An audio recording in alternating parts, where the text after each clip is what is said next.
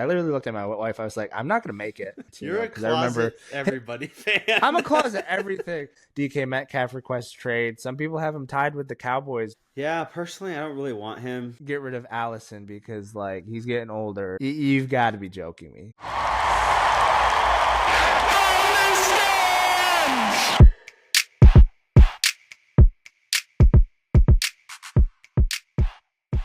Welcome back, everybody, to another episode of the From the Stands podcast. We're back for episode number 55 on this here, March 6th, 2025. Yes, sir. We are finally in March, one of our favorite months of the calendar year, for obvious reasons, obviously, with it being March Madness coming up in here in, a couple weeks? Oh, yeah. I think 2 14th, weeks 15th, exactly. 16th, something like that. Yeah, something like that. So we're getting pretty hype about that. Dude, We'll sure. obviously have the conference tournaments coming up here in the next week or so, I believe. So that'll be great fun to watch. I heard there's a lot of different things going on with the tournaments this year. I don't know if it was real or not, but this is like super off the cuff already. But the SBC conference, did you see their bracket? It's like huge, like long, like everybody's in there. It's like top like 8 seeds get like these buys. And it's like like 1 and 2 are like literally in the semifinals already. And then it's like 3 and 4, then 5 and 6, and then 7 and 8. And I'm like, dude, it looks the crazy. First comment I saw on there was like, okay, so a lower seed's gonna have to play back to back like 6-7 days in a row. Let's say they make the tournament, play a first 4 game, like travel, all that jazz, and then they finally get into the tournament just to get destroyed by a number 1 seed, like 147-30. So great job, SBC. But anyways, we love it. Already off on a rabbit trail here to start the podcast, but we're gonna start off with a little bit of an update into our lives, as we like to do sometimes when we have interesting parts of our lives to share. Most of the time we don't, but Fezzy boy, what did we get done this past weekend? We got a lot done. I didn't do as much as you and Peter did, but like we were knocking down walls and putting LVLs up, man. And I felt it the next day, dude. I looked at Peter and I looked dead at church. Like we met after the service, and my wife and I, we left after the service. We didn't stay for Sunday school because I literally looked at my wife. I was like, I'm not going to make it. I'm so dead. It doesn't help that I haven't gotten like any sleep the past few months. And everybody pray for my wife because she gets less sleep than I do. And I don't know how she's functioning. But anyways, we're helping Sammy boy renovate his house. It's looking real good. You're going to have to get some pictures so we can show the pod. If you guys are watching on YouTube, definitely check that out. But, no, Sammy boy, how's it coming along? I know you were working on some ripping up some flooring and carpet and stuff tonight. So how's that coming? Yeah, definitely. So Saturday was our big demo day. Me and Peter were there from about 7 in the morning till 6:30, 7-ish. Fezzy boy was there for a little bit. You didn't stay for like super long, but you were there for the most important / grueling part, where we're putting the LVO in, helping us put the joist hangers in, and then I don't remember what you did at the end, but you were definitely. I helped you take the temp wall out. Not only did you help us get the LVO in, which was huge, but it would have taken us probably double the amount of time with the joist hangers if you weren't there. That's true. Obviously, Fezzy boy coming in clutch. But yeah, that was most of Saturday. Sunday, we hung drywall. Not too crazy of a day on Sunday, just kind of cleaning and stuff. And then just sporadically this week, kind of doing projects here and there. Did a bunch of outlet work last couple days. And then yesterday I started ripping up the floor and the carpet and everything. And today I was kind of finishing that up. Dumpster's leaving tomorrow, so I kind of got to get everything. It was so funny. I was kind of going around my house, like the outside and stuff. I'm like just trying to find anything and everything I could throw into that dumpster. I'm like, this doesn't go in the trash can, so I'm gonna try to just throw it in the dumpster. Right, you're paying for it. Might as freaking well, man. Exactly. And I had plenty of room in there. So the wall's down, starting to look pretty good in there. Drywall guys coming tomorrow, HVAC guys coming on Monday. Kiefer. So we'll have the flooring in there hopefully next week, and then basically just touch-ups from there. No, it was fun to get the whole crew back together. The gang, little small fact for you guys. Sam, Peter, and I actually used to work together at like my first job moving down here. Worked for I guess we'll plug them, SC Home Offer. It was just this little Dude. remodeling company that was like we were just doing some janky stuff, but it was good times, good Sketch work vibes. for sure. We would have the the classic JBL speaker at the job site blasting whatever the heck we wanted, and tearing down walls and doing a bunch of different, thinking we were remodeling. We were all learning at the time, but Yeah, we literally. all got some remodeling background, so it was fun to get together and help Sammy Boy out and get the crew back together. We were watching basketball, playing music, eating sweet rolls and everything. So it was. You were eating the sweet I rolls, weren't was you? putting those sweet rolls down. Like, hide your sweet Oh rolls when man. Fez is around. Sammy Boy has a funny story if you What? wanted to tell that Yeah. about one of. You want me to tell it right now? I was gonna say that was gonna be, sometime I'll tell Yeah, that, but sometime I we'll can get to tell it that. now for We'll now. get to that. Yeah, We'll yeah, tease we'll that. just give that a little teaser. Yeah, but it's kind of funny how like our careers have kind of, because I obviously got a second job in construction after that, and then you kind of still work construction with the flooring, and then Peter's a project manager, so it's kind of funny how we all kind of started together and kind of branched Yeah, off. for But sure. yeah, it was good times, good memories that kind of came back on Saturday. But Definitely.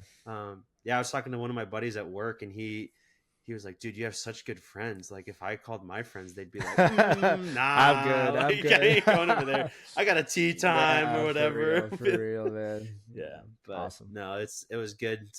Super happy with the timeline That's and great, everything yeah. of it. So it's good. So yeah, that's kind of what's going on in my neck of the woods. You got anything going on over there except nights with very little sleep? It sounds like every time you say I'm not going to the basketball in the morning, you're like, my son was up all night. I'm not I coming. was up till 2 It's last night, totally dude. fair. I was up till That's 2. insane. Yeah. I'm trying to bring the energy for you guys right now. It's a struggle right now. I was up till 2, worked all day today, came home, made dinner, cleaned the kitchen. So we're vibing right now. But no, doing all right other than the lack of sleep. Got some friends coming into town. Mike is coming back. Mike is coming with his cousin and his wife. Oh, So they'll be here for a Mikey. day tomorrow. They're actually traveling down to Florida, so they're just stopping in for a day.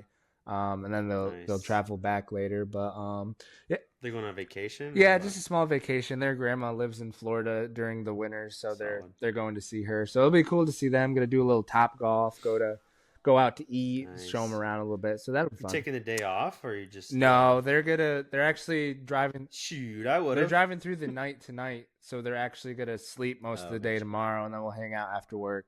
They'll leave Saturday Sounds morning, so it'll be good little 24 hours having them here. dinner and top golf, man. You can't top Can't top that. that, So man. Can't top that. that'll be a good Also, I time. wanted to shout out quickly because I know my little brother watches / listens to the podcast. They just won their first game in their tournament. This is the high school that I Hey, used to go to, and we actually won this. I thought they lost their championship. They did. They lost their league I'm so championship, so now confused. this is like their March Madness. This is like a bunch of teams from a bunch of different Oh, leagues. It's super dope. It happens in Pennsylvania, so they travel down for the weekend, and it's like a 12 to 14 team tournament or something like that. It fluctuates, but they actually did they go ahead. What? did they have that when you were there? Is it a new No, thing? they had it when I was there. It's been a thing Oh, okay. for a long time. We've won it 3 times, 4 times, I think. My junior and senior Solid. year, we won it back to back. So, shout out. Nice. But no, just shout out to him because I know he listens. But they won their first game, so they're heading on to the next game. They're actually the 3 seed, and they play the 2 seed coming up next. So big test coming up. Oh But shout out boy. to CCA for taking care of business tonight, and I'll be watching tomorrow because that game should be live streamed. But just wanted to give Logan and his team a little shout out on the pod. Getting fancy up there with live streams and I know, stuff. dude. I wish Okay. they actually do have some of our games from. They have both of our championship games, but it was just this dude standing in a corner with his phone, like live streaming to Facebook. But now he actually has like a Mm. tripod and a real camera, and it's like so much Like better. when y'all Yeah, played? Oh, dude, I gotta see some of dude. that. Yeah. The Peter's only senior year, and then my senior year, we won it. So Gotcha. Because the only time I've actually seen y'all play basketball from high school, I think Peter had like a YouTube like mixtape thing that he I put watched that together. the other day. I watched some of that. But So yeah, it's so funny seeing some of the plays that are in there. I'm like, yeah, dude. Good old little Christian school basketball, man. That's what we lived and then for. like this isn't like a dig at all, but dude, CCA's gym is just one in a million. Like you have about a foot before you just like fall Dude, into but the when we were wall in the there. smaller, Like how'd y'all play I don't there? know, It's man. We insane. all I can tell you is we were so good when it came to the bigger courts because we were like, holy cow, we got some room now. But like when we were in the Yeah. smaller league, just saying this, when we were in the smaller league, we had one of the best courts in the league. And then when That's we insane. hopped up a league, we definitely had one of the worst courts, but still we actually had hardwood Yeah. floors, which went a long way. But but Yeah. speaking of Well, Peter, it's not just the floor; yeah, it's the freaking wall, I bro. know, That's right right there. Like there.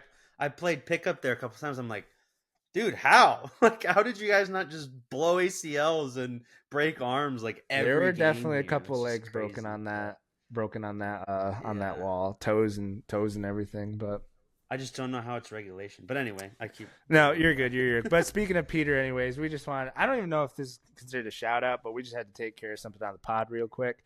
Yeah, take care of Peter decided something to here. comment, and he can defend himself. We're actually going to do a big episode with him and Jared coming up in 2 weeks for March Madness, so he can defend himself when he comes back on. But Peter decided to comment on the last episode, Luca glazing for subpar performance. You know what, Peter? Some thoughts are better left in your head. You know, some thoughts are better left in your head. But I also thought you didn't watch the NBA, so I don't know why you're commenting on it. Big But you got facts, anything to big say? facts. The resident Luca fan in the building. Yeah, I mean, I don't think that he's actually watching any of the games, to be honest. The last 3 games we have here for Luca, he scored 31, 29, and 30. Um, very last game, 15 assists, 8 rebounds. Second to last game, 9 assists, or 6 rebounds. Boys putting in work, borderline triple double. We had a triple double against Dallas. Huge game against Denver. The one before that, 32 Yeah, man. points, 7 assists, 10 rebounds. What more do you want him I to mean, do? Like I was a subpar second in the performances. Like West. Like, just what do we? I exactly 7-2 as a starter on the Lakers. Like I don't know what more he wants him to do except put up 50 points every which night. he will But eventually. um, It's gonna happen. I mean, I just like I don't like. What do you think? Like what is he expecting from him at this point? Like 30-point borderline triple doubles is what I'm seeing here in the last 4 or 5 games. Now he's finally ramped up for the Lakers. Like what more can he I, do? I don't know, man. But anyways, we appreciate the interaction, Peter. I hope you continue to comment. I didn't even know you used Spotify, but He he's a known Luca hater though, so like we got to take it with a grain of salt, yeah, I but guess. he hates Luca because he's taking it away from LeBron, and LeBron's his boy. But Yeah. anyways, we digress. We appreciate you guys tuning in this week. We got a loaded episode for you guys, so we're gonna get right into that. March is here with the 2 weeks to go till the NCAA tournament. We're getting hyped and getting ready for the big games that are going to happen. We're going to dive into some college hoops with some games that happened this past week, some notable games. Tennessee and Alabama playing for a 1 seed. Auburn drops their second conference game to Texas A&M. St. John's win the Big East for the first time since '85, and BYU surging with a double overtime win over Iowa State. I want to start it off with Tennessee, though. When we were working on your wall over there, Sammy, knocking it down and putting it up, we were watching this game together, and I think your wife actually got a pretty interesting picture of us. I don't know if we'll get that and be able to put it on the pod, but if we do, it'll be right here. But we stopped working because the game came down to the end, and we watched Tennessee sink this crazy buzzer beater, like not 3/4 court, but like near half court, to beat Alabama 79-76. What you got to say as the resident Tennessee fan, because as we know, you are a Tennessee fan, even though you say I paint you as one, but you love the Yeah, Volunteers. I guess we can call them my team for college, I guess, because Oklahoma State's terrible, but either them or Clemson, I guess. But yeah, I mean, obviously, love to see that they were able to pull this one out. I felt like they were behind for most of the game. Every time they kept getting a Right. little bit closer Sears would hit a massive three, or just somebody would come down Mhm. and kind of seize back momentum. But finally, they were able to tie in the last minute. Really, I think they didn't have, at least not that I saw. I don't think they had the lead the whole game. I could be wrong, but I don't Mhm. think they had the lead until the very end. And then obviously Meshack, a guy who's known a little bit more for his defense, just like I even told you in the moment, but he just, even with 3 seconds, bro, like he just got the ball, never looked rushed. Like he knew exactly like how much time was going to take him to get to his spot and just rise up like Mhm. really in the perfect spot. Cause it was like obviously a few feet behind the line to where they weren't really guarding him super closely, but not like ridiculous where it was like a half court shot. It was kind of like in that middle section, where it's a deep Mhm. three, but like makeable for sure. So he knew where he wanted to get, and he sunk it. And that was super hype at home too. Like it doesn't get much better than that. So I know. Yeah, for sure, man. Dude, it was super cool to like have you and Peter in the room and be able to like watch that. And like I don't know what it is, man. It's definitely like the Curry effect. I think I was listening to a podcast the other I think day I know what you're and gonna someone was say. saying that and they were just and he was just like he was just saying like we expect those to go in now. Like back in the day, like buzzer beaters, like they're still hype, but like no one expects those to go in. That's what made them so crazy. But nowadays, like you watch a shot like that, if it's like within like 30 feet, like you got guys chucking those up in warm-ups because of Yeah, Curry, like watching what he does in warm-ups. It's just how the game's played now, but it still doesn't take away from just how hype and it is. But do you have anything to say about like the way the game's played and how like kind of affects like how we I see mean, buzzer yeah, beaters kind of a little nowadays? bit. I was just gonna add one more thing is like like what you were saying. What the craziest thing about that is like even defensive guys can shoot three. Like I said, Meshack's a defensive guy. Like that was Mm-hmm. the only three that he attempted in the whole game. And obviously it went Mm-hmm. down. But what I was gonna kind of add to that, I guess this tweaks the narrative a little bit. But I think it's so crazy Mm-hmm. that people, like so many teams, they'll just shoot threes now even when they don't have to. Like it was tied 76-76, but there was no attempt to even try to get a two or anything. Like it was always going to be a three. And I remember this kind of became a big deal, like the Clemson game that they lost a little while ago now to Georgia Tech when it went to three overtimes. Clemson had a chance to win three Mm-hmm. times. I think all three times Mm-hmm. it was tied, and all three times it was give the ball to one of their better shooters, Chase Hunter, and every like they Mm-hmm. had plenty of time. It was like 10 seconds left. He would like dribble some, try to get a guy off balance, and then every time was a step back three. Every single time. Like, what are we Mm-hmm. doing? Drive to the basket, try to Yeah. get it inside. You don't need a 3-pointer. And I think that may be a little bit, Yeah. a result of the Curry effect, a little bit, but it's just so crazy how the game is played now to where like it's a tie game, you have 5 seconds left and you're still shooting a 3-pointer. Like, what are we doing here? But that's kind of all I had to say about that. But I kind of agree with what you were saying about the Curry effect, that everybody knows how to shoot now. Everybody has to shoot threes. So it's kind of what the NBA is having problems with overcoming right now. It's just threes and fast breaks. So Yeah, I think it's entertaining when Curry does it, but like when it's just like especially in the NBA where everybody it's just back and forth. Like you come down the court, shoot a three, come down the court, shoot a three, kind of making the game unwatchable. Especially in the NBA at the moment. Thankfully, college is a little different with still some set plays and stuff like that. But yeah, that was a big game in the SEC. Alabama and Tennessee kind of battling for that last one seed. Later in the week, Tennessee actually dropped a game to Old Miss, which kind of hurt them. Hurt them. I think right now Florida has the last one seed, but still last couple games to go in the regular season. Staying in the SEC, we got Auburn. Huge upset. Dropped second conference game to Texas A&M. Texas A&M, that sneaky good team. They were ranked in the top 10 earlier in the year.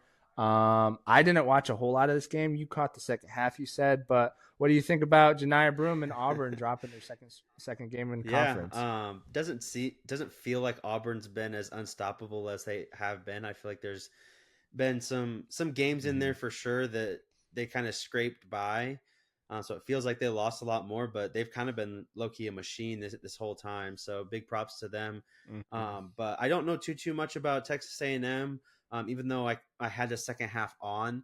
It was just bits and pieces. Like I said, I was kind of doing stuff around my house, so wasn't locked in like I usually would be. But yeah, from what I could tell, Texas A&M just really locked down defensively, able to kind of run away with it towards the end. I think the score line's a little bit generous to them. I think it was a little bit closer throughout the game, but yeah, Janai Broom couldn't quite handle this one. I think, and like you could tell me if I'm wrong, but the last few games he's not been playing particularly well.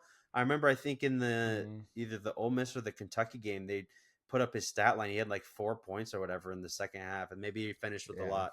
Kind of pouring it on in the second half, but I don't think he's been playing particularly well, and maybe that's kind of the reason that this game in particular kind of came back to bite him. Yeah, definitely. I saw that he took a bit of a, I don't know, stinger on his shoulder or Yeah, something like 9 that. points Left the against game for a little bit. Kentucky, Came back. 8 against Texas A&M. So not Yeah. great. So a lot of people have Cooper Flag for National Player of the Year right now, and I would have to agree. Lock? I don't know if it's a lock. When do they vote on that? Is that a regular season tournament, or do they go like partly? I don't know. Yeah, I don't know. We need a fact checker. Anybody want to be our fact checker? Send in your applications. We can't pay you, but you can be on the podcast. But yeah, definitely not the Janiyah Broom that we've been accustomed to during the early part of the season. But Auburn's still kind of a buzzsaw, even though it's the SEC. A lot of people were kind of like Texas A&M. They've been good all year. Again, like I said, they were ranked in the top 10 earlier in the season. So the SEC is about to send 13 teams to the NCAA tournament. That is just insane. It's going to go down in history as the best conference thus far that we've seen. I think the last time was, I want to say it was the Big Ten sent 11. Not Big Ten. Yeah, Big Ten. Big Ten or Big East. I can't remember it. I'd have to look that up. Again, we need a fact checker because I can't talk and do. So they this. vote. I can't multitask. I'll give you an answer to one of your questions. So most of the annual awards are voted between the 18th and 25th of March. So it's kind of like right in the middle of the tournament. Not quite at the end, but kind of in the middle of the tournament there.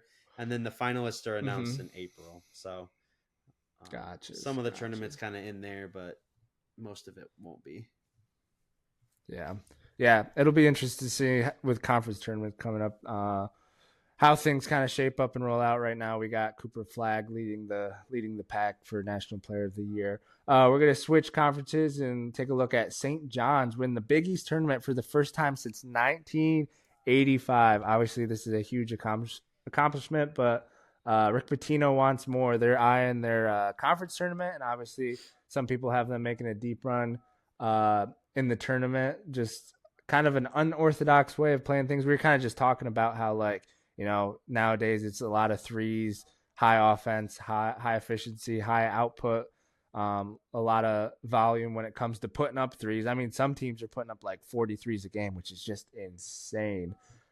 St. John's, though, taking a different approach, super, super hard-nosed, tough defense, and they shoot more twos than most teams in the country. I think they're like 300th or something like that in shooting threes, which is insane. Like they basically don't because they can't. That's also crazy. I think Rick Pitino, I don't know if this is like something that gets flagged on YouTube or anything, but he basically, and I'm quoting, paraphrasing, I guess, he was basically saying, I want to kill myself every time they shoot free throws or threes. I'm just like, that's saying something. Even just, I feel like there'd be some point in the game where you're just like, all right, they're playing good defense, got to chuck up a three, but I feel like they don't even do that.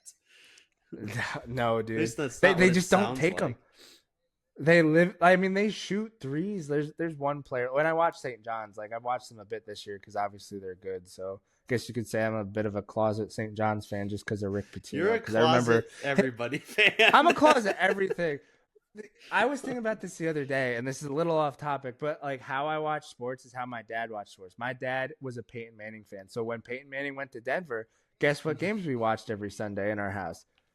Denver games, and he even admitted it. He's like, I don't root for a team, I root for players, and I think I kind of inherited that because do the same with Messi in That's our soccer, generation do the too. same with coaches. Yeah, we kind of band hoppy. I mean, I've stuck with BYU a bit, even though Noah's not there, and we'll get into them a little bit. But I've been watching BYU, and I root for them quite consistently. Yeah, I thought you were And going I've to always liked completely Louisville. abandon them after Noah left. I have not. I've kept an eye on them, not as closely because I switched gears to The Louisville because that's where the Noah real is. But we'll question get into them. is going to be when BYU is bad, are you going to just punt on them or I mean, they were not great at the beginning of the Yeah, but season, now they're but ranked and they're now killing they're giants. ranked. So Dude, I think they're gonna be in the top 20 come this next AP poll, but that's a little sneaky take from Fez, I guess. I wouldn't even say sneaky. If anybody's been watching basketball, they're playing some of the best basketball in the country. But that's a good segue into BYU outlast Iowa State in double overtime, 85 to 88 to 85. Sorry, I can't talk. It's late. Sorry, guys. I'm doing my best. I stayed up for this entire game. Did not expect it to go double overtime. I actually did not think BYU was gonna win. I don't even know if I can find it on ESPN right now, but I think BYU it was like 5-14, like in the first like 10 minutes or something like that. Like, and BYU was just like it looked like BYU didn't know how to play basketball in like the first half of the first half. So like the first quarter, I guess you would say, of the game. It just did not look like BYU. They were turning the ball over, dribbling into pressure, could not make a three. There was like multiple airballed threes.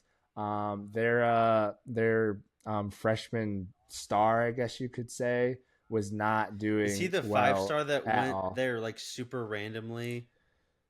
The Russian. Oh, I No. got the Or box is score that right here. next year? There's like some I five think that star who's like a top 3 recruit, like no association with BYU, isn't from there, nothing. He's just like, yeah, I'm he going to BYU. I'm like, okay. No, I'm gonna drop this on you. He's not the top three. He is the number Oh, one is he number recruit in the one? Okay. nation. Number one recruit in the nation. That's so I, crazy. I think he might have some ties because he actually plays his prep ball in Utah. Oh, okay. That So makes sense then. so I don't know if he has like ties based on like being like of the Mormon faith or anything like that. But I know there was a little ka-ching going around as well. So but dude, Kevin Young has a big pull, obviously formerly an assistant coach with the Phoenix Suns, huge pull. He wants to set that program up to be like a pathway to the pros. And I mean, getting the number one recruit in the country, that's going to be huge And that'll next do year. it. Huge. Um, but one of the standouts this year, Richie Saunders, a guy that didn't score a lot, didn't I wouldn't say he didn't play a lot. He was definitely a glue guy, very Is he very good number defender 30? last year. No, that's Dallin Dude, Hall, he's a dude. He had a dog. game. Dallin Hall dropped 22 in this I game. He liked came off the I bench. liked him more than Saunders. I was like, Yeah, Dallin he was Hall their can starting point ball, guard. boy. He was their starting point guard last year, but he's been replaced by Igor Demin, he's the freshman that a lot of people are saying is going to go in the top 10 this coming draft. Did not play well. He only had 12 points, which isn't a bad night, but not what he's accustomed to. But Richie Saunders, he's stepped up a lot this year. He's averaging like 19 points a game. Had 23 in this game. A couple of huge free throws to I think he tied the game in the first overtime or something like that. But no, BYU, big game against number 10 Iowa State. And I'm gonna give the floor to Sammy Boy here because I know it's kind of a thing on the pod now. Sammy Boy's been an unbeliever when it comes to Iowa State, and I don't know, it's kind of holding true ever since I called Tennessee and Kentucky fakers. Kentucky's fakers now, especially with Jackson Robinson being out for the season and Carissa being out the season as well. So they're kind of, I don't see them doing much. But Iowa State, what do you got to say? Being dropped by the Mormons, huh? Yeah, that's couple L's kind of on the bounce here. I'm not sure if it was in a row, but obviously they lost to my Cowboys. That's a bad loss for them for sure. That's bad. We're not, like I said, we're not good this year. And then obviously BYU, a lot better, Mm-hmm. lot better of a team, a lot better of a performance overall than when they played us. But once again, just not able to get it done. I don't think that they're necessarily fakers because obviously they're still Yeah. ranked. even though they're ranked way high for where they deserve to be, in my opinion. But they're, compared to what they were supposed to be at the beginning of the season, they were ranked number one for a little while there, at least for a few weeks. So just compared to where they were supposed to be at this year, just not seeing it from them right now. I don't think they can necessarily put them into the fakers category, but yeah, definitely not what they were supposed to be. And I take joy in that. So yeah, I take joy in that. I'm trying to find it here. Team stats. Let's see. BYU had. I wanted to see their turnovers because they had, I think, yeah, total 29 turnovers in this game. And I'm gonna get this stat completely wrong, and I don't know how to I don't know how to find it, but I think they're the first team, I want to say ever, to win a game against a top 10 opponent having more than like 25 turnovers in the game. Man.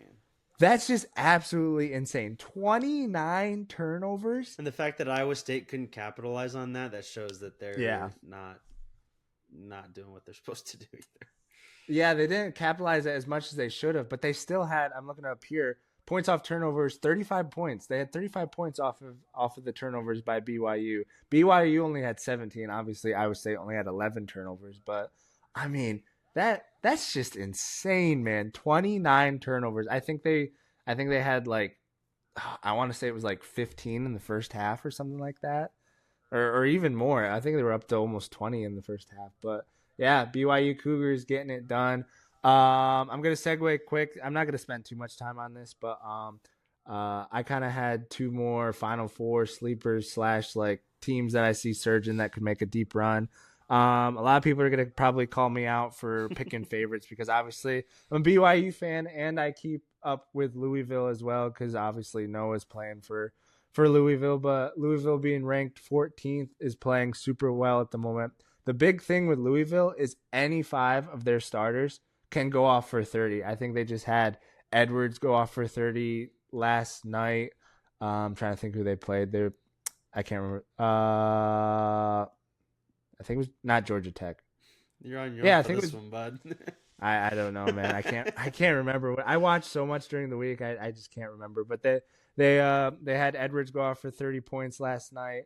So I just think Louisville could definitely be one of those sleeper picks that, if they get the right matchups. Cal last night. Obviously, Cal's not all that great, but I mean, any one of them can go off for 30, which is like that. That's so hard to guard because when you can't key in on one of the starters or one player, that it's just like, and especially in the tournament, it just takes one person on your team getting hot to win you a tournament game in a single elimination tournament. So is Noah back from his injury or what's going on there? He is. He doesn't play a whole lot. I don't know. He's not shooting all that well. I don't know if it's the thumb still bothering him. I did notice that when he goes up for rebounds, he comes down with the ball with like one arm all the time. So I think he's still favoring his thumb a little bit. So I don't know. It'll be interesting to see once we get into tournament play with the conference and stuff, if you can kind of pick it up. I mean, Louisville has a chance. Like Clemson, Duke, and Louisville are kind of they're the top 3 that are going to get into the tournament out of the ACC. It'll be interesting to see who can. I mean, everyone has Duke winning the ACC tournament, so. But I think it'd be cool if like Louisville or Clemson could knock them off and kind of take that momentum. Because like from last week, we picked both of us were really, really high on Clemson and still are for sure. And then to round off my sleeper picks, I got number 23 BYU. And like I said, I think they'll probably be ranked a little higher come Monday.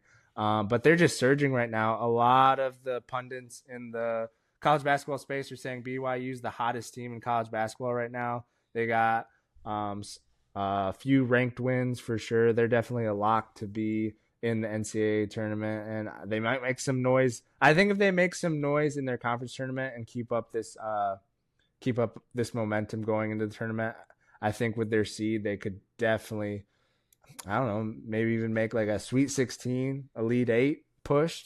That'd be kind of wild. They have never made a Final Four, so I mean, if they were able to do that, that'd be huge for Kevin Young in his first year. All right, we're going to switch gears now to the NBA, something Sammy Boy is keeping up with way more than I do. I definitely keep up with the bigger stories, which none other than the biggest story with the Mavericks right now, kind of in complete chaos and shambles right now.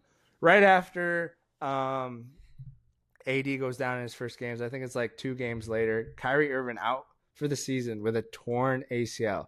Did you watch how he tore it? Yeah. It was like it wasn't like brutal, but there's some stills where like his knee is just like sideways. It's pretty contorted, yeah. It's pretty bad. But what do you got to say about the state of the Dallas Mavericks right now? Yeah, in shambles, obviously. I've be kind of morphed to become a Mavs hater very, very quickly here in the last month or so. So I love to see it. Yeah. I hate it for Kyrie. Kyrie's kind of over the last year or two become one of my favorite players to watch. Obviously, he was always amazing to watch, but just his play style is very, very fun to watch.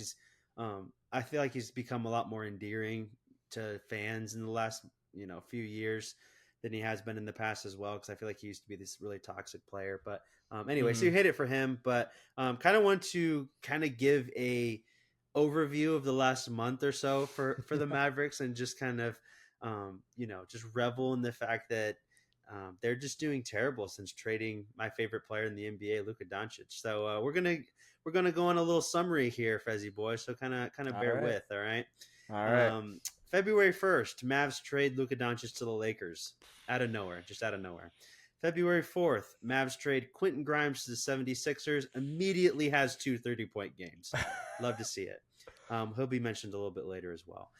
February 8th, about a week after, Anthony Davis debuts, dominates in that game, and immediately gets hurt and is out for several weeks, probably requiring surgery, probably out for the year. Karma, immediate karma.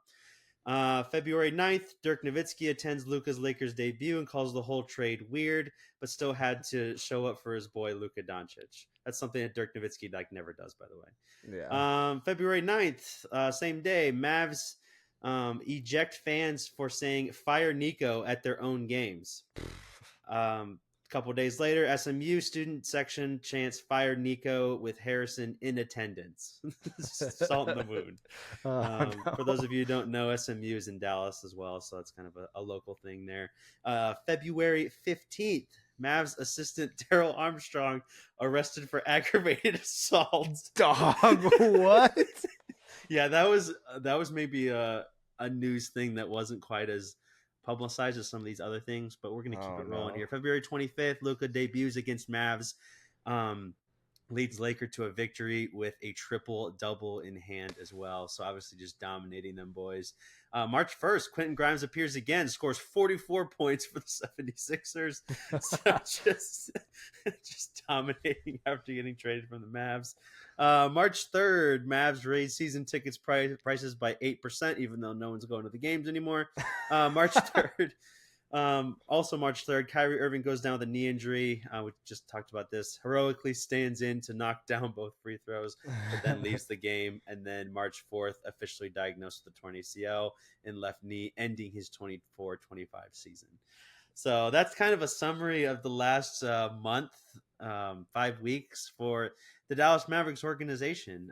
There's obviously a lot of jokes going around with the night and the couple days that followed about the Mavs kind of just blowing up their organization, and just literally everything that's happened surrounding the Dallas Mavericks since then has been basically terrible. And I'm here for it because they deserve every bit of it. When you trade your generational superstar that you drafted in his prime, so they're getting everything that they deserve. I feel really bad for Klay Thompson, to be honest. Yeah. He went there to play with Kyrie, with Luka. Hopefully try to go win another championship kind of on his own. I get not on his own. He obviously has massive help, but yeah, he's definitely just left to the wolves at this point, or he all the focus is going to be on him. It's going to be hard for him to play his game. So, but that's the only person I really feel bad for in the whole situation. So, yeah. I don't know if you got to say anything about that, but I mean, not really. I think you kind of laid it out pretty perfectly with that little that read right there that you had. But feel really bad for Kyrie. I've kind of come to like him a lot after his stint with obviously the Celtics and then the Net not the Nets. Yeah, Brooklyn Nets.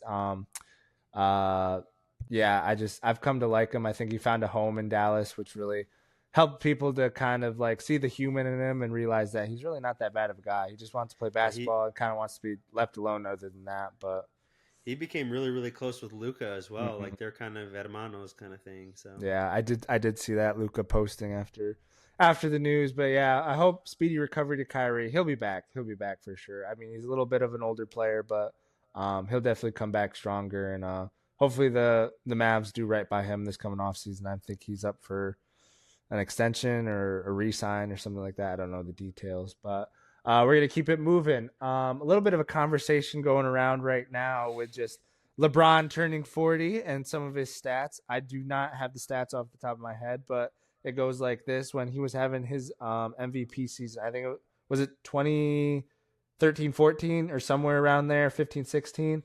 he won back-to-back MVPs in Back-to-back 12, 13, MVPs. 13, He is 14. currently, after turning 40, having a better season, a better shooting season for sure, statistically, than that season. And a lot of people are putting him in the MVP conversation. Do you got LeBron in the MVP conversation? Heck no. Just absolutely not. Obviously what he's doing at 40 years old is very, very impressive. Insane. Yeah, I've obviously never seen it before, may never see it again. He just passed 50,000 points for his career. Including playoffs. Absolutely wild. But unfortunately, I don't think he's in the MVP conversation. No. He really wasn't doing that great until Luka got there. Mm-hmm. And obviously getting a top 3 player in the NBA on your team is going to... Like, if you watch Lakers games now, every time Luka gets a rebound, LeBron's already, like, on the other end of the court, just, mm-hmm. like, catching touchdown passes and cherry getting picking layups. Like, he's obviously getting all the points now, and when you have a passer like Luke on your team, you're obviously your stats are going to look better. But there's also levels to the MVP conversation now. I think what Jokic is doing, mm-hmm. we talked about this last week. Like in 3 quarters, he's averaging a triple double. Obviously, the Nuggets and the Lakers are kind of neck and neck in there right now. But also, you can't ignore what Shai Gilgeous-Alexander is doing. Even though I have Jokic above him right now, what he's doing for the Thunder, just night in, night out, even with the free throws. And the record that the Thunder have right now, just running away with the West right now, that in my mind would put him above LeBron as well. I don't really think that LeBron's really in the conversation. I think this is more of a media narrative. Now that the Lakers all of a sudden are good, they're going to try to push just everything towards the Lakers. So, but I don't know if you have a difference of opinion, but that's kind of mine. So I think what he's doing is super impressive, like you were saying. The one thing I hate about sports media, and I like if we do this on this podcast, shame on us a little bit, but like literally I hate when people take time frames and they just go, well, this guy in this time frame is way better than this guy. And they just like nitpick on like, and so that's what they're doing. Like after 40, he's playing this way and he's like, should be in the MVP. Well, no, Shea and Jokic have been doing it the whole time. So now that LeBron gets Luka and they're winning games, they're second in the West. He's 40 years old and he's having a better season than his back-to-back MVP seasons. Like we're just gonna be like, yeah, he should be in the MVP. And it's just the most frustrating thing because you could find a case for anybody. And you like Quentin Grimes being the MVP exactly. You could be like, since Quentin Grimes went to, where is he, 76ers now? 76. Yeah, since Quentin Grimes was traded to the 76ers, in that time span, he has MVP numbers. And I just, like, you could literally, like, take that time frame and be like, oh, this guy should win MVP. And it's just like, and people use that as arguments all the time. And sometimes I'm just like, you have to realize what you're doing, right?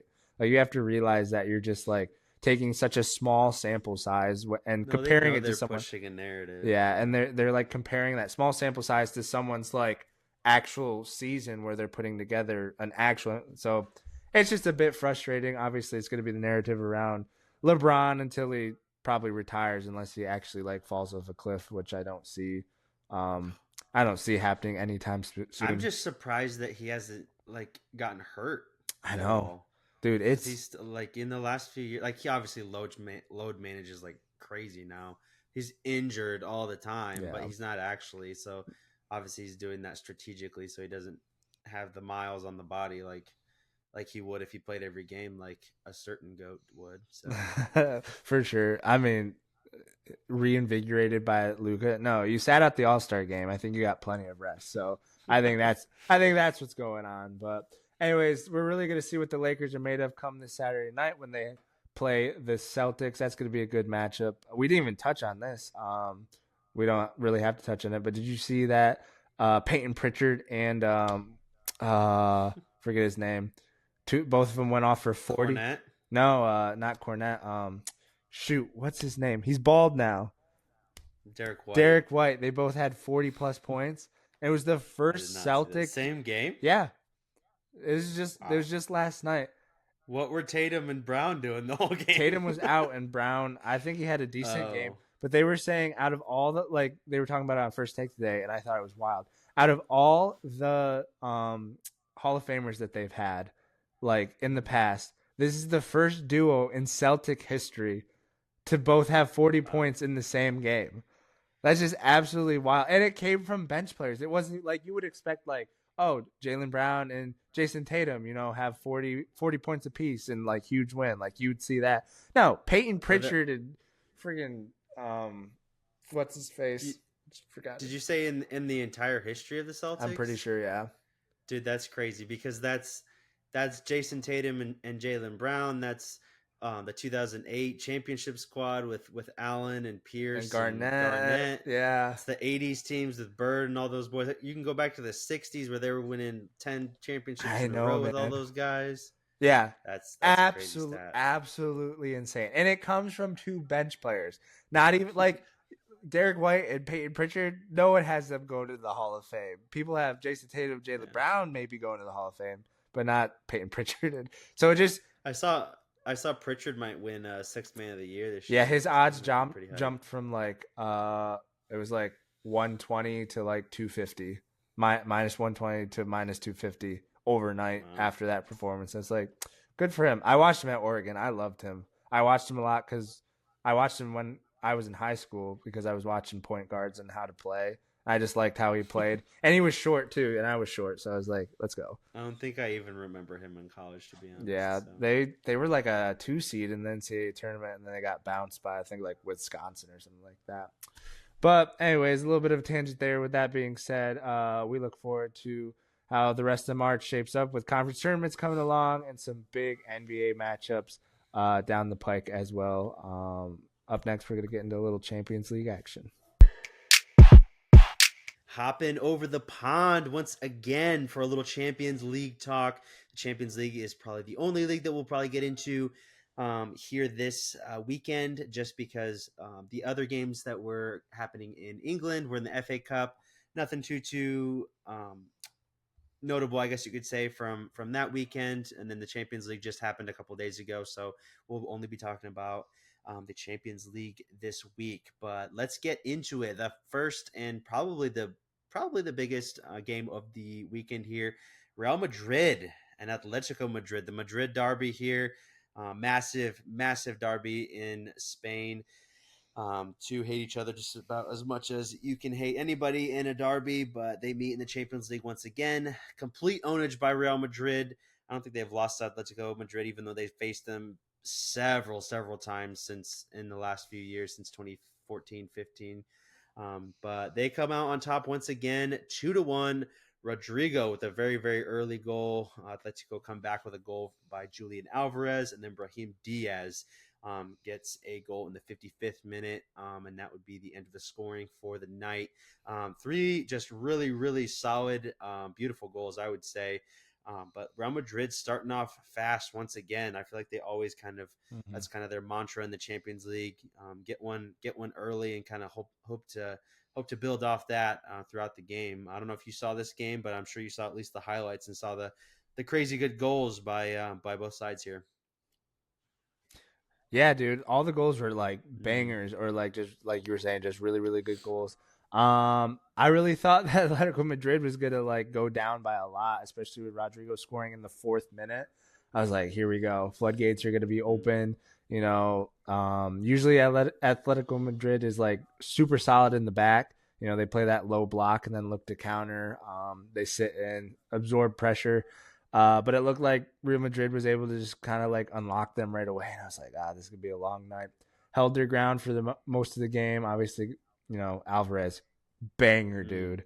I was watching this at work while I was doing something, and I looked like I was watching it during this moment, and I just like just put my hands on my head. I was like, dude, that was so nice, so nice. I bet Man City's kind of kicking themselves that they let him go at the moment, because I mean, how do you let? He's good. He's really good. He's really good, and I was just like, how do you let someone like that go? But anyways, great game. I think Atletico Madrid is lucky to come out down one going into the second leg, so kind of in a good spot, in a spot where they could, as long as they don't give away anything crazy and just keep it close, they got a puncher's chance for sure. So it'll be interesting to see the next leg. I feel like Real Madrid just so inevitable. Even when they're down 2-3 goals in a tie, you're still putting money on them to come back. So the fact that they have a 1-goal advantage going to the second leg, I would definitely bet on them. But let's go. They're a solid team. Obviously, Simeone always gives them a chance. They're just fighters, dude. Like, even though they blew a lead against Barcelona last week, still fought back, even though they're down 4-2 to come back and tie 4-4. So I can see them doing well, even though we're kind of used to Atletico just kind of packing the box and playing really pragmatic and everything. They had quite a bit of possession, about 49% of the possession. Almost equal amount of passes as well as Real Madrid. So they were playing with them despite their play style that we're normally accustomed to seeing from Simeone's teams. But one team that had no problems was my Gunners in the Champions League here. 7-1 winners over PSV. Obviously, a little bit of an inferior opponent here. Kind of was betting on us to go through, obviously, from the beginning. But at this point, there's just no doubt. I was talking to my buddy at work who's also an Arsenal fan. We're coming off a couple tough results in the league with tying to Leicester City, and we really don't have a striker right now. Literally no striker. We're literally playing with CDMs as strikers right now. So I was like, dude, PSV, they've got a good squad. Like, they're not in the round of 16 for nothing. Like, I could see them just 1-0 win against us or whatever, and then boy was I wrong. Like, in the first just 30 minutes, we're already up 3-0. I was just like, looked at him. I was like, yeah, I don't think we're losing this one. And then obviously it was just an avalanche after that. Obviously they played really, really well. Goals by some guys you aren't necessarily used to seeing on a score sheet, like Calafiori, and Mikel Merino's kind of popped up out of nowhere as a CDM, kind of been able to bang in some goals recently. Ethan Nwaneri, our bright young star, who's on the wing now, kind of in that Bukayo Saka spot right now while he's out injured. Then Jurriën Timber as well, center back / left back, able to chip in on the action here. So obviously a great result. Hopefully we'll be able to rest some of our guys. Maybe don't want to completely bring in all the ACAD guys, but yeah, definitely a solid result. And yeah, looking forward to getting in the next round for sure. But we do have the winner of Real Madrid and Atletico, so that'll be obviously a lot harder than the boys over at PSV. But I don't know if you had anything to rooting for Atletico, for sure. Yeah, I don't know if you had anything to add to that. I'm sure you probably didn't see the game. It wasn't one of the highlight games of the week or anything. But yeah, I think it just shows the difference between Serie A and Premier League. And I say that, like, obviously PSV I know isn't in Serie A, but they had just come off. They had just come off beating Juventus, because in my mind while you were saying this, I was just like, well, this is kind of a Cinderella run that we've seen before. PSV kind of gets some lucky draws, playing some lesser sides.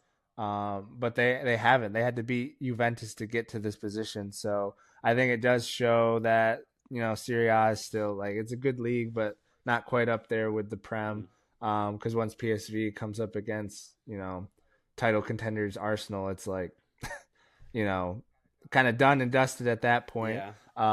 So I don't think PSV are quite as bad as the scoreline showed, to be honest. No. It was kind of an avalanche of goals in the first 30 minutes. You guys had a day for sure. We literally scored 3 goals in 10 minutes.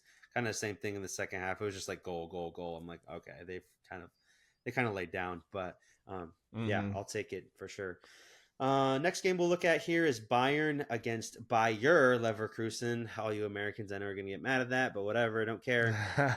Nice 3-0 victory over their German rivals here in the league.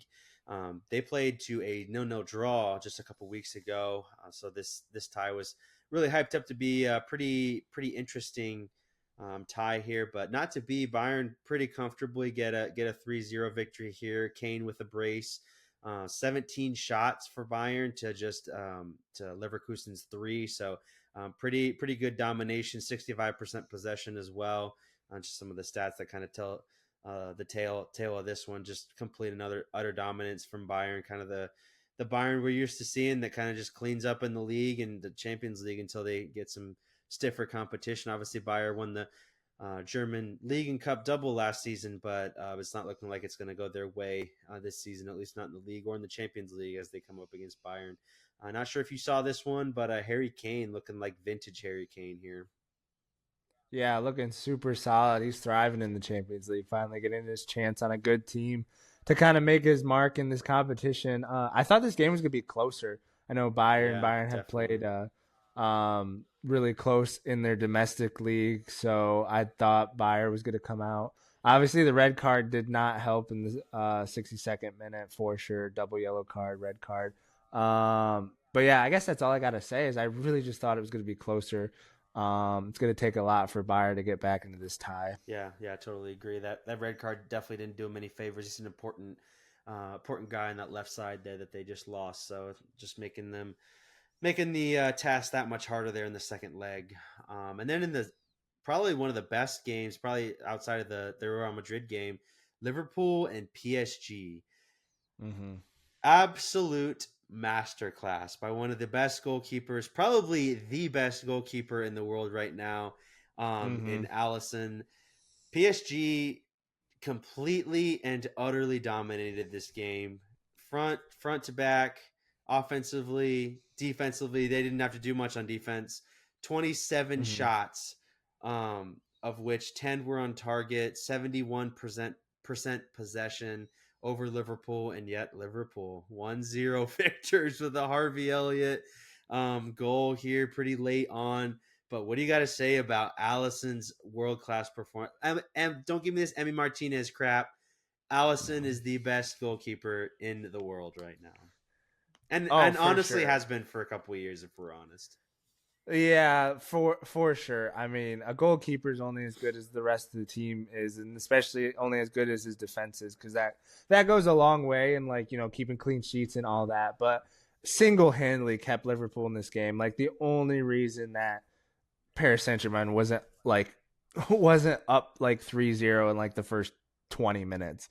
It was really, really that bad. Just like some insane, incredible saves, like getting down, a couple double saves on the day. Yeah, Like, yeah, dude is still absolutely world class. And I don't remember who it was, but like a few weeks ago, I heard someone have the audacity to say that Liverpool should move off of him. And I'm just like, why? come on. Why would you? Like, I mean, dude, goalkeepers can play till they're like 50, man. That's what I'm Like, saying. I if feel this like dude people always forget that goalkeepers go till they're like 38 and are still have forever. it. Yeah, And we'll talk about it in the next game that we're going to bring up, the Barcelona game with their goalkeeper. But like he came out of retirement and like had a game. But again, we'll get into that.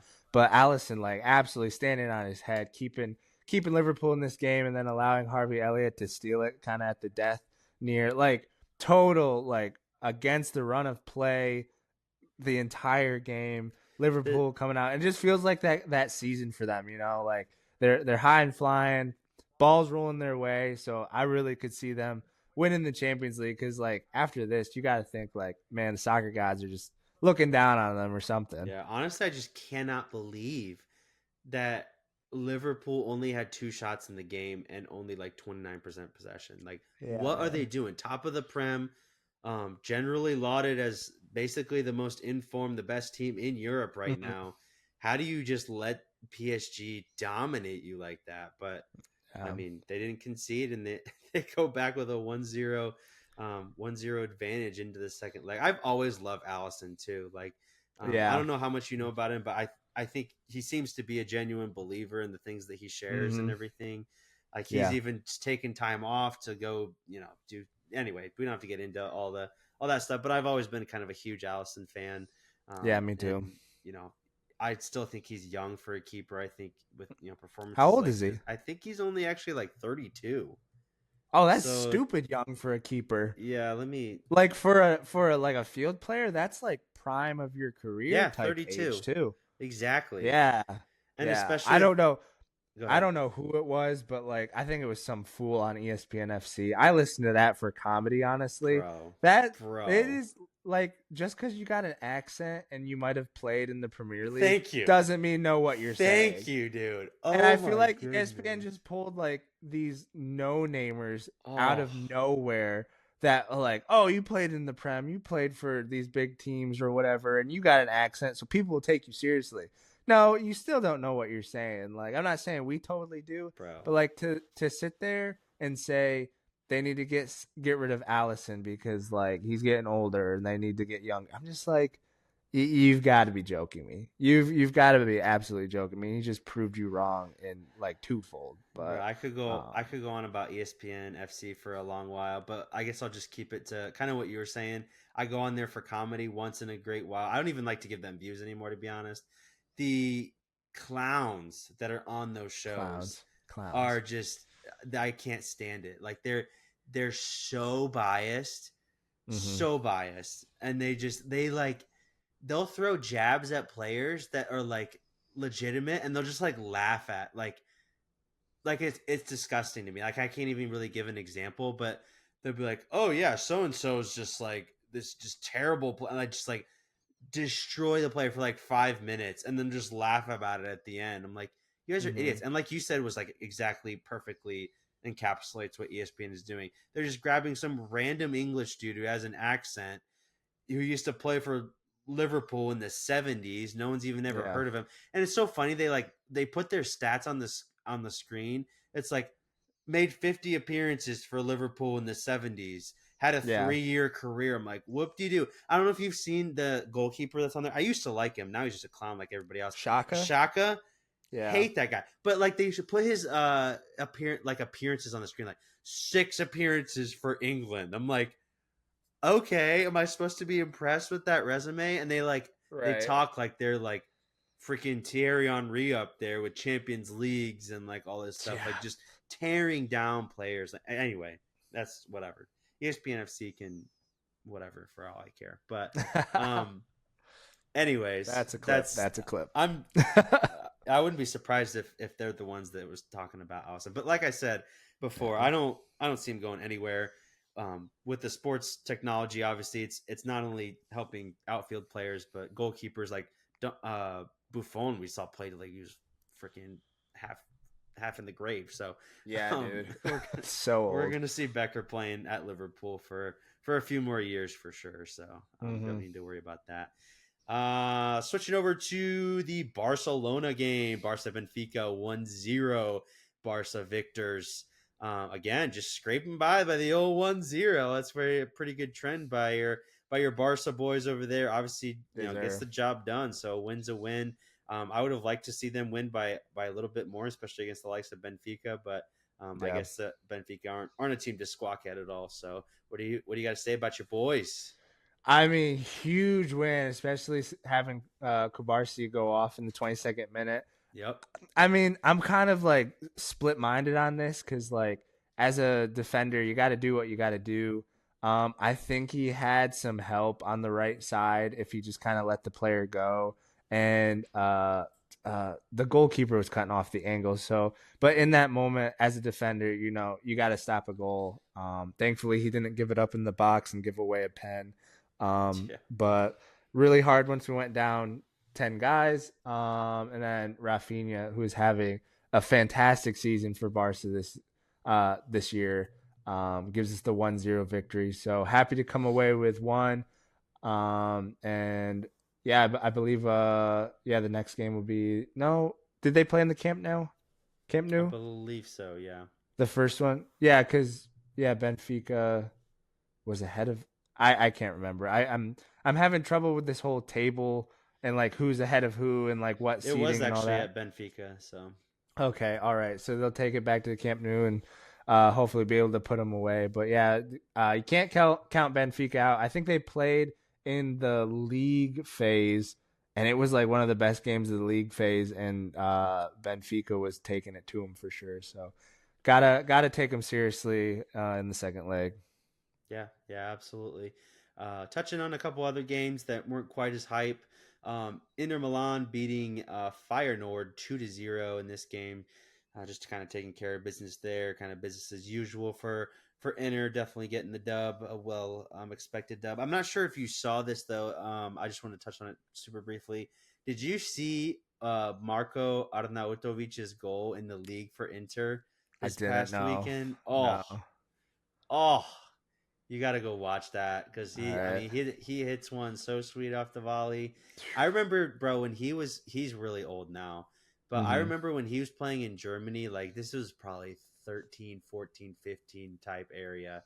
Mm-hmm. Um, and he was known for hitting the ball off the volley, and he could catch him so sweetly, dude. Like you need to go watch one of his highlight reels from back then.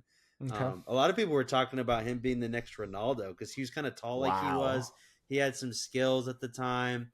Uh-huh. He got into a lot of legal trouble and Mm. speeding and a whole bunch of things. So like he kind of stayed with kind of mid tier teams, but he was actually started out at Inter Milan and he's back there now. Now he's a little bit older, Okay. kind of as a bench rotational guy. But you need to go at least watch the goal that he scored at the weekend because it Yeah, was it well, was really really nice.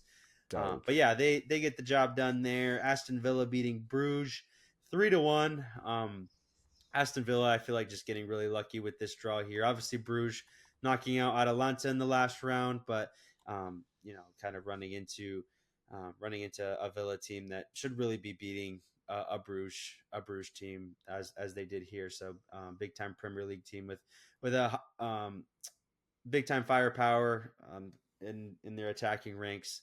Should be beating them pretty easily as they did here. And then the last game here, Dortmund Lille. Little bit of a surprise, at least in my mind. I know Dortmund haven't been Mm. doing great in the league, but you would expect them to come away with the dub here against Lille. They've been doing really really well in the Champions League, so a little bit of a stutter for Dortmund. I believe they're going to be going to France for the second leg. Don't Mm-hmm. quote me on that, but Yep. did you watch the Dortmund game at all, or what do we got going on? No, I saw a little bit of the highlights, dude. I'll have to pull it up here. That one goal that Dortmund scored by Adeyemi. Is it Adeyemi? Adeyemi, yep. Adeyemi. Dude, was so crisp. So crisp. Like that's like every soccer player that has ever touched a soccer ball watched that and just instantly got like chills and just like that was it was hit so cleanly. And I love those balls that just glide across the ground, little Yeah, outside inside swing. But no, so that nice. was clean. But yeah, Lille just a little bit of a surprise. They were actually in the top 8 of the league phase, so they actually had to buy into this, which was super surprising by them. But again, like with the league phase, it how it works out, like who you play, it's Yeah, all I don't like it, man. I don't like it. I wish yeah, we I just agree. switch back to groups, but yeah, all to play for going back to France. Yeah, yeah, definitely. Definitely some ties here that definitely aren't done and dusted. A couple 1-0s, couple 1-1. Obviously, we just talked about Madrid Atleti 2-1.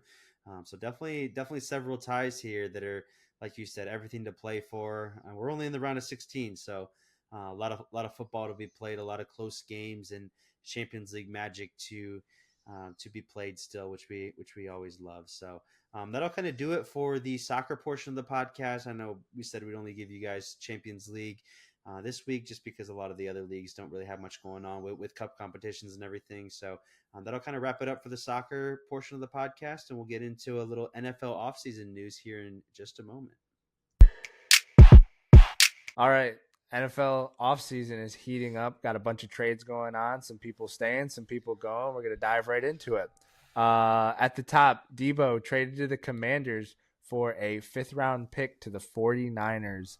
What do you think about this trade? Do you think it makes the Commanders a contender right away, or do you think they need a few more pieces? Yeah, I would say that they definitely need a few more pieces. I think this definitely gets them Yeah. closer.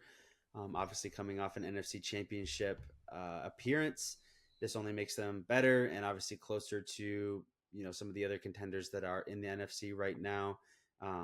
Like you said, I don't think it makes them a contender overnight, but definitely gets them closer. I think Debo. My first reaction to this was that he's hurt a lot, might be on the tail, second half of his career. But I think a lot of the Mm-hmm. reason that he was hurt a lot was because the 49ers used him as kind of like a running back. And Mm-hmm. this year especially, they didn't have the protection that they needed. Obviously, the team was a mess, but I can definitely see him kind of being able to move the needle at least a little bit for the Commanders here. I always think that the NFL trade market is super weird too, because like Debo, I feel like he's more valuable in the fifth round pick, but whatever. Yeah.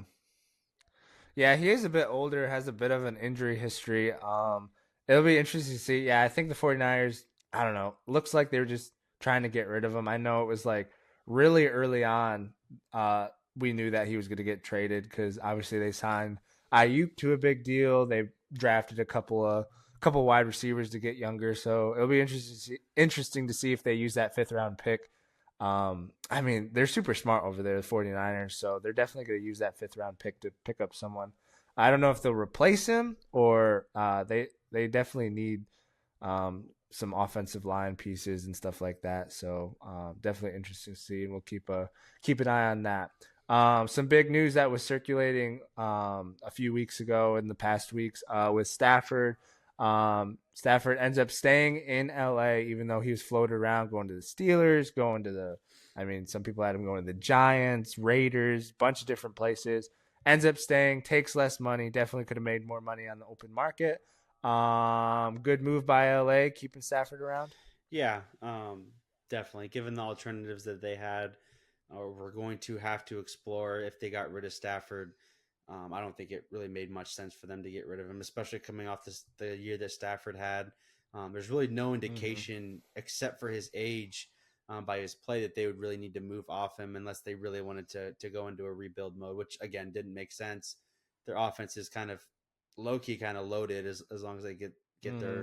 their offensive line kind of figured out there. Obviously, they have Stafford, Kyron Williams, Puka, even though they're getting rid of Cooper Cup. But yeah, like I said, there's no real reason for them to move off him except for the fact that he's getting a little bit older, unless you want to get a little bit younger. But if he's still playing at relatively peak levels, I'd stick with him, especially given the other options that were out there. Not a huge free agent QBs Right. out there. Not a huge draft class either, full of just number one Hall of Fame talent QBs. At least it's not looking like it right now. So Yeah, I like that he decided because at the end of the day, it was his decision to stay because he was in negotiations with interesting. them, and obviously he could have taken way more money, going to the Raiders or even the Giants. They would have thrown a bunch of money at him, but like to end your career at like franchises that are going nowhere for the time being, Yeah, like stay on a team that I would I have mean they retired if I was genuinely. traded to like a Giants or something. Dude, facts. Thankfully, he had like all the say in where he was going to That's go, if he nice. was going to stay or not. Obviously, LA wanted him, just not for the price that he was hoping to get, but ends up taking less money. But like you were saying, they honestly have like, even with his age, like a 2 year window. Like let's remind people, like they were 20 yards away from beating the Super Bowl champs last Right. season. And I mean, after that, who knows? They could have gone to the Super Bowl. They could have won that stupid thing. But definitely With their how the draft Chiefs picks on played, yeah, defense. definitely. Yeah, for sure. I think that was more the Eagles than the Chiefs just being bad Probably. for sure. They ran into a buzzsaw, man. Mm-hmm. Like the Eagles just were no joke.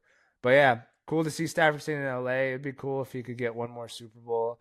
Kind of a side question. First ballot Hall of Famer, or at least a Hall of Famer in your mind? At least a Hall of Famer. Yeah, I don't think there's any doubt of that. I think the stats that he was able to put up on a really bad Lions team, even though he wasn't consistently in the playoffs. But obviously, now that he's been on the Rams and we're able to kind of be exposed to how elite he's actually has been and obviously is Mm-hmm. now. I'd put him in the Hall of Fame, and he's obviously got the longevity as well. So, he's not a Peyton Manning or anything like that. Maybe not first ballot, depending on, I don't know how, some people vote these things weirdly sometimes, but I think he'll definitely find himself in the Hall. Especially, I mean, like you said, if he gets us another Super Bowl, there's no doubt. There's no doubt. So. Yeah, for sure. That Super Bowl definitely, in my opinion, put him over the Because it top. was like immediate success. Like it was kind of like Yeah. vindication for him. Like, wow, you finally put me on a decent team, and look where I got you. Like we won a Super Mm-hmm. Bowl. So I mean, yeah, it puts him up there. I think he's in like that small group with like obviously Peyton Manning. Well, I guess Peyton Manning didn't win right away, but like Tom Brady, was it Elway that won right away when he switched teams? It's another big quarterback. There's like a small group of quarterbacks that first year yeah, on a new I'm not team sure. goes to a team that's a quarterback away, takes him to a Super Bowl, wins the whole thing. So, and I was super happy. That was like one of the like randomest Super Bowls, like in the midst of like the Chiefs and the Patriots era Yeah, kind of fading out. And I loved it. Like seeing Joe Burrow and Matthew Stafford duel it out in the Super Bowl, like like hype. I would have been happy with either one of them, but I mean, Joe has plenty of time to win Super Bowls, and I think he'll get one. Um, if you can make but the playoffs uh, first. yeah. Just kidding. Which first they got to sign players, which moves us into our next point. Yep. T. Higgins franchise tag. Obviously, he was franchise tagged last year. Played on the franchise tag. Kind of proved himself. The Bengals are saying that this is their way of like holding on to him a little bit longer to find a deal, but they haven't even signed Jamar yet. And so there's just a bunch of stuff going on with the Bengals right now. Kind of their cap is just all sorts of messed Oh, up right it's now. terrible. Even with Joe saying that he'll reconstruct, but what do you see going down with the Bengals? Do you think like in order to have an opportunity to win a Super Bowl, they got to keep both T. Higgins and Jamar Chase? Yeah, I really do. I think they need both those guys to be able to produce for them at a high level. Obviously, they both did really well, especially down the stretch. T. Higgins had some injury issues throughout the season, but when they were Mm-hmm. both on the field, they were very very good together. They just couldn't stop anybody on defense, unfortunately. Right. But yeah, I think T. Higgins is maybe top 10, 15 in the NFL. So keeping him, I think Yeah. would go a long way into their hopes of obviously not just getting to the playoffs, but being a contender as well. So I think with just Jamar Chase, their offense kind of becomes one dimensional, and all the Mm-hmm. focus goes to him, which obviously he's fine with. Triple Crown winner here, and he's been without T Higgins for a good part of the season. But yeah, I definitely think they need to hold on to him. I think they're doing a little bit. When a guy plays on a franchise tag, it's not necessarily what the player wants, and especially when you tag a guy 2 years in a row, that's not great. Even though he's going to be making like $26 million, which is like the average for the top five contracts at his position. But um, yeah, we'll kind of see where he's able to go. I know he wants more money. He wants a long term deal, but I'm not sure if they might try to look at trading him because I know that's usually at least on the table when a guy that's disgruntled gets franchise tag. Like, okay, we're going to franchise tag you so that we have your rights so that we can trade you. But we'll see where he ends up, or if he's able to ink a long term deal, if he just plays on the tag again. Do you know how many years he has left on his contract? It's got to be his last year, right? I think this is his last They one. franchised him So last year. Like, good grief. yeah, I know. I mean, their ownership group just keeps kicking everything down the road. Like, So and bad. and that's why they're in this predicament. They should have signed Jamar last year, and then they would have been able to sign T Higgins this year. Well, Obviously they held on to Joe. They signed Joe right away, which was smart. But Sam Hubbard, their cap's just so not a crazy. huge name, but Sam Hubbard just retired from them too. He was like Mm-hmm. 29, big time. Kind of key to their defense. Really good edge. Um, Ohio guy. I think he's been in Ohio like his whole life, kind of deal. So kind of going home, but just an interesting, like you said, their cap situation is super weird. So and Hendrickson as well. Did he get traded or he like what's going on with him? I kind of forgot about that one. I think Didn't you they mention him? yeah, they opened them. I was trying to find it. I was trying to remember. I know they're looking to trade him. That's what's going on. Okay. Which is wild because he led the league in sacks last year, didn't he? Yeah. And their But defense was the problem. So what are they doing? Obviously, well, they're trying to make a move to open up cap space because either sign him or they got to find money to sign Jamar first and then try to keep T Higgins. But so all the articles that I was seeing, the verbiage, at least in the headlines, was that the Bengals are granting him permission to seek a trade. So it's sounding like yeah, that he's more like, if he hasn't already requested a trade, that he was going to anyway. So mm-hmm. it looks like it was more a Trey Hendrickson wanting out kind of deal rather than maybe the Bengals necessarily wanting to trade him. But like you said, they've got all kinds of cap issues, so it may have been just best for both parties if they moved on. So Yeah, that's crazy. Yeah, like you said, the verbiage is Trey Hendrickson sought permission to seek trade. Obviously, he apparently he did it last year too, but his request is denied. hmm. This year, request granted because obviously they're trying to free up some money. Yeah, 35 sacks this past year. He was 5 sacks above or 4.5 sacks above T.J. Watt, which is He had wild. 35 sacks. 35 sacks. Are you sure that's accurate? Oh, most sacks last 2 NFL seasons, so Okay, that's I was gonna combined. say that would be literally an NFL record. I'm pretty sure. Sorry, I didn't read the title on the stat. I just I looked here think and I the was like sack 35 sacks. record, JJ I was Watt like, has it at like 23 or something like that. I gotcha. was like, man, he went off. Dang, that's Uh, crazy. But just wild that they're allowing that to happen. And the only thing that makes sense is they're just trying to free up money. Like they're like, we can't sign you, so go find a better option for you. yeah, we need to Um, sign some better offensive linemen. yeah, for sure, for sure. Talking linemen, Joe Tooney to the Bears, huh? That's huge for the Bears and Caleb. Massive. Caleb. Uh, I want to say Love, but it's not Love. That's Williams. Goodness Caleb Williams. gracious. I'm sorry. I'm in basketball mode. It is March and it's also late. So Caleb Wilson. This move helped them out a ton, or not really, or what's going on here? Obviously, it helps their offensive line a lot. Joe Tooney's top All pro, two, bro. top one guard in the whole NFL right now. Obviously, he's on the wrong side of 30 at 32, but Mm-hmm. um, he basically played out of position for most of the playoffs and towards the tail end of the regular season. They kicked him out at left tackle. Did an incredible job there until obviously the Super Bowl, but playing out of position. If he's at his position that he's the best at, he's the best in the league at it, literally. Oh, So for sure. I think this is a really questionable decision by the Chiefs. Like, why would you trade one of your stalwarts? Obviously, they got problems on the outside with their left and right tackles. The Chiefs do, but their inside three with Creed Humphrey, what was Joe Tooney, and Trey Smith, who they just um, franchise tagged and will probably re-sign. They were Mm-hmm. considered the best three interior linemen really in the whole league outside of maybe the Eagles. So Yeah. not really sure. I think they're kind of trying to re-gear that line, kind of like they did after the other Super Bowl loss against the Bucks a few years ago.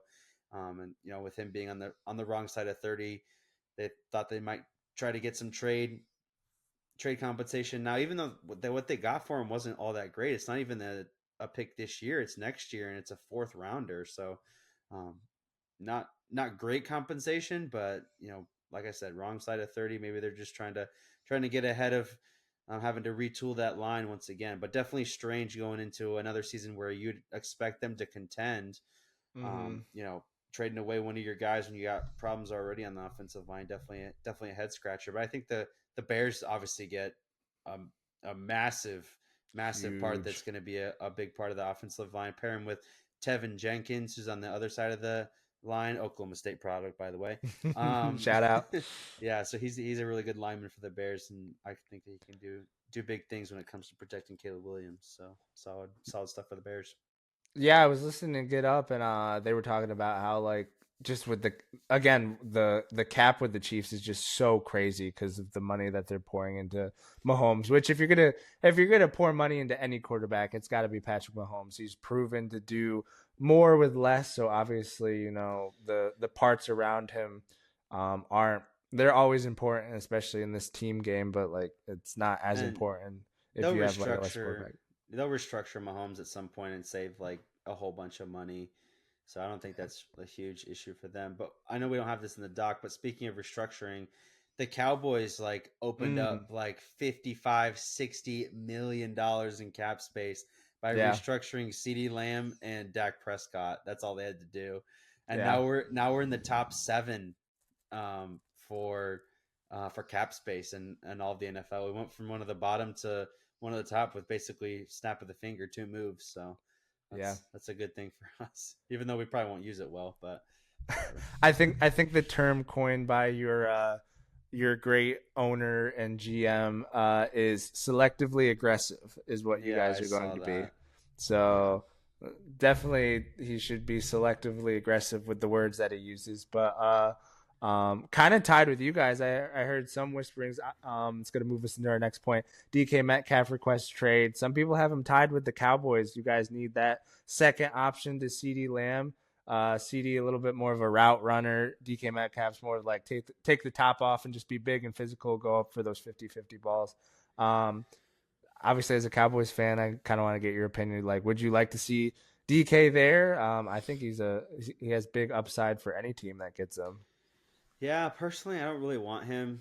Hmm. Obviously, he's an incredible receiver. I'd love to have him, but I don't think he really is going to fit that well. I'd much rather have Cooper Cup than him, just because of Cooper Cup's ability in the slot. Hopefully, obviously, if we get him, that he stays healthy. But he's kind of able to open up space a lot more for CeeDee Lamb than DK does. I think DK is just one of those receivers that he gets all of his yards. Like you said, he takes the top off. Like 2 or 3 receptions, but like one of them goes for like an 80-yard touchdown. That's the kind Hmm. of receiver that he is.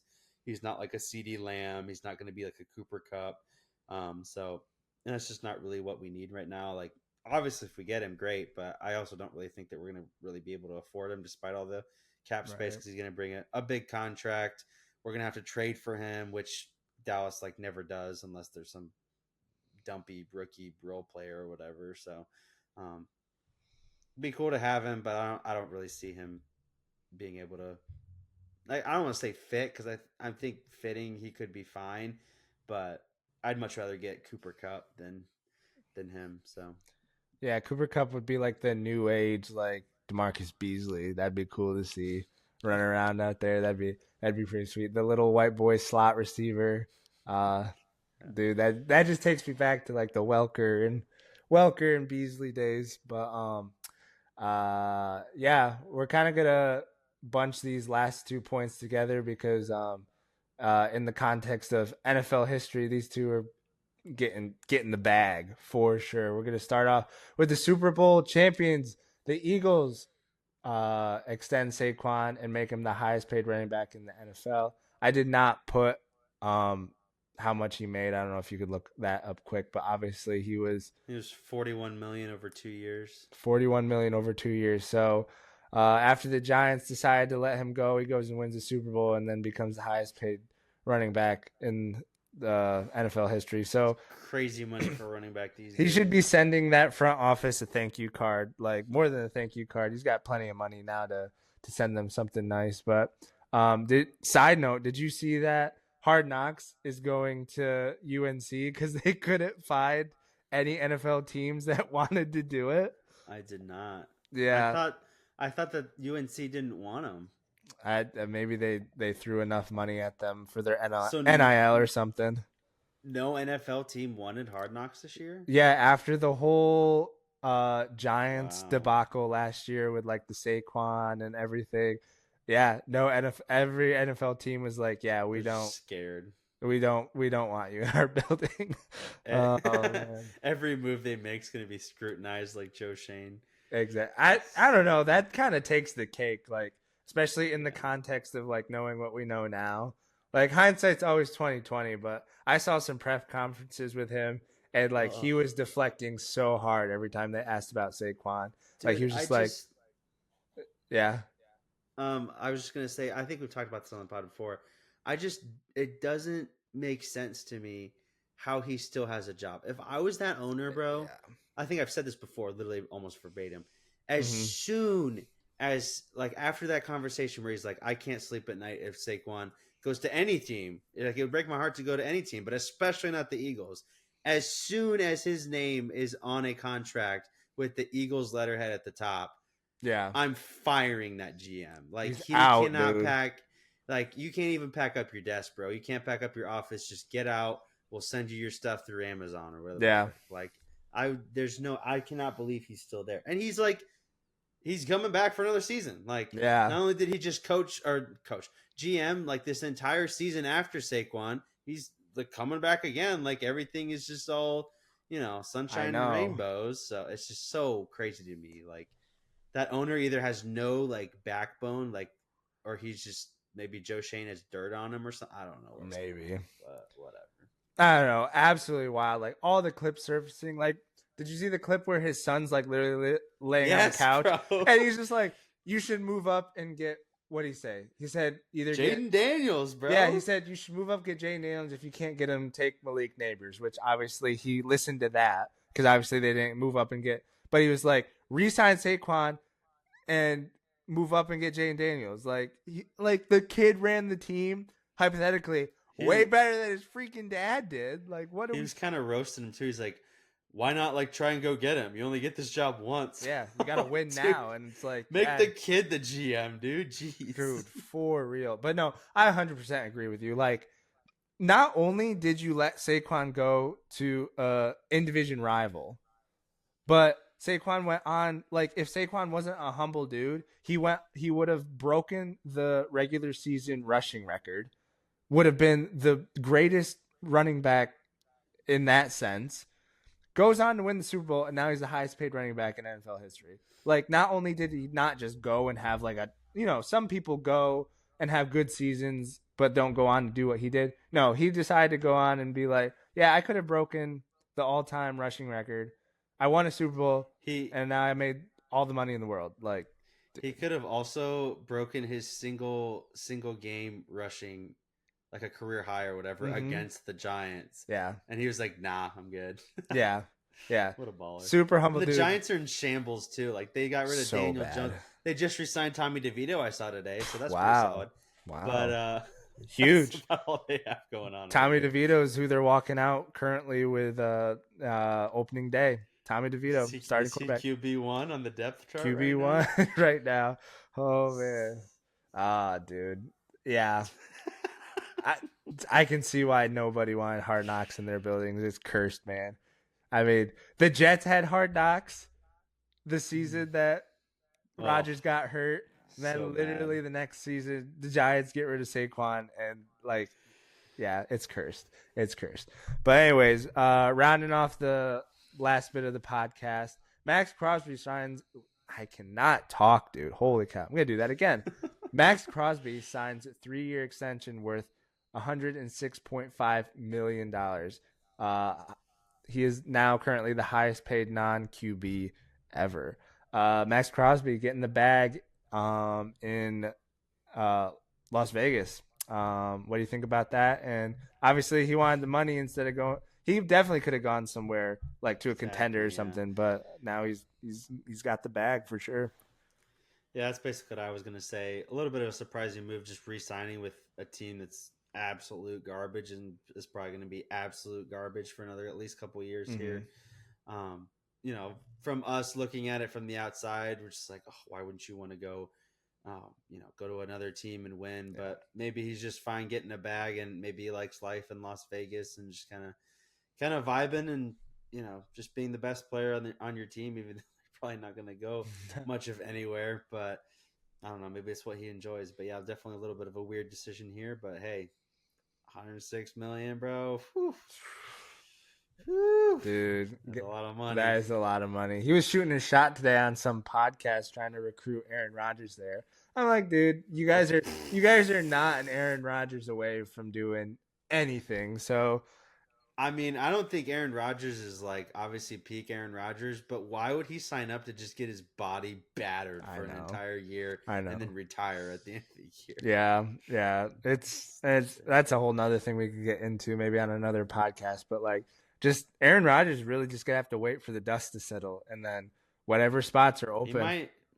He might not have a chair once everybody sit down, bro. Like, I don't know. That's what I'm thinking. Like, some people are saying he should honestly wait and like kind of pull a Joe Flacco and wait for someone to get hurt come in, kind of. I don't know. He'd be stooping so low. So low, and I honestly don't think he has the humility to do Joe that. Flacco does, not Aaron Rodgers. Yeah, exactly. So I don't know, just a little bit of an interesting thing, but with all these defensive, slide me a Millie, Crosby, for sure. With all these defensive ends in free agency, it's kind of wild. Like Joey Bosa's on the market. Myles Garrett's on the market. Well, he's not on the market. He wants to be on the market. He requested a trade, but yeah, Joey Bosa's been released. So it's just like, I don't know. There's some teams that could definitely use them. Some high quality names on the defensive end side of things in free agency. But come to the Cowboys. Come to the Cowboys with Micah. Double team. Y'all are gonna be splashing some cash for Micah now with Crosby resetting the market. At least we have the cap space. At least you have the cap space now. That's for sure. But, anyways, I think that's a pod, Sammy. That is a pod. That is a pod. Well, we appreciate you guys for tuning in this week. Again, check us out on all our platforms: Apple Podcast, Spotify, YouTube. Like, review, and subscribe wherever you subscribe for your podcast. We really appreciate you guys. Little teaser: we do have a big March Madness episode incoming for you guys the Wednesday right before the tournament starts. We'll have that out that morning, even if I have to stay up all night putting it out. Hopefully we won't have problems like we did last time, but we're gonna have our boys Peter and Jared on again. Huge college basketball fans, so they'll have good analysis, and we'll all pick our brackets on that one. So stay tuned for that in the next 2 weeks. We appreciate you guys, and we'll catch you guys on the next one. All right, peace.